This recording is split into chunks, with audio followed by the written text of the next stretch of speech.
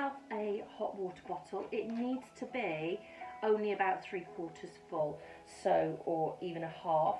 And I would use hot water from the tap rather than from the kettle. So just because we're going to put a little bit of weight in it, it needs to be fluid, not solid, and not too hot, because actually that makes you tighten up a little bit more.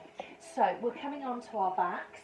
The hot water bottle is going to go across your pelvis.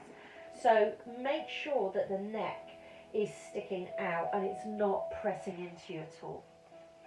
And then we'll start nice and easy with a little rock from side to side. So letting your knees just drift to one side and then back to centre. And again, drift your knees over to one side and back to centre. Your ribs are staying still, your upper body is nice and relaxed. And we're not going too far. Shouldn't feel a pull on your back at all here, so we're not sort of dropping over.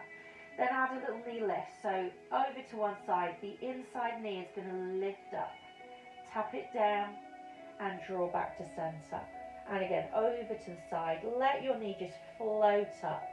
Doesn't even have to be far, it's just that movement is going to help with the releases. And again, lifting up, tapping down, good. And if you wanted to, we could even add a little bit of an extension on that leg. So taking it over, knee lifts and then lengthens away.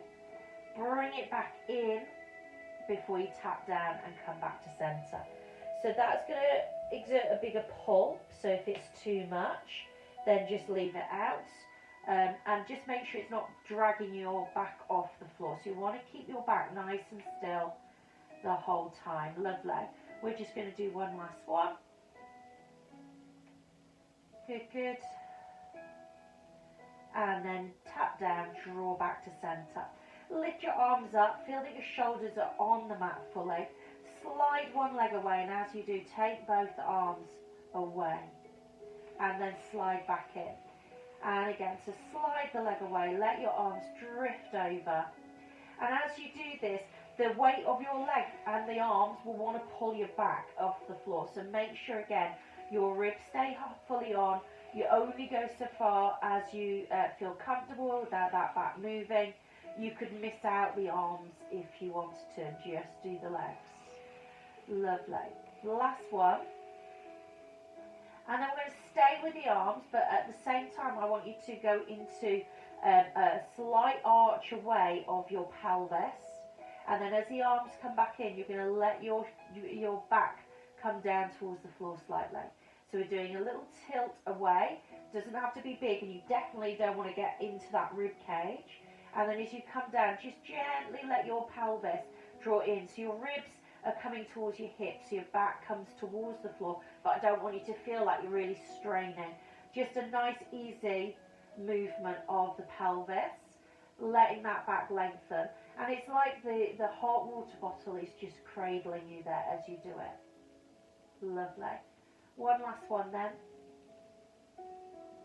Come back into that little tilt and then back to a neutral position. So back to ribs and hips level. Take your legs a little bit wider.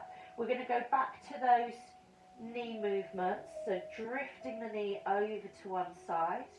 But now as you do, there's a little bit more drop on that inside leg. I want you to hold that. Take one arm, draw a big circle over your body. So it's the same arm as that inside leg. Then come back to centre, drift it over. And let that arm circle through.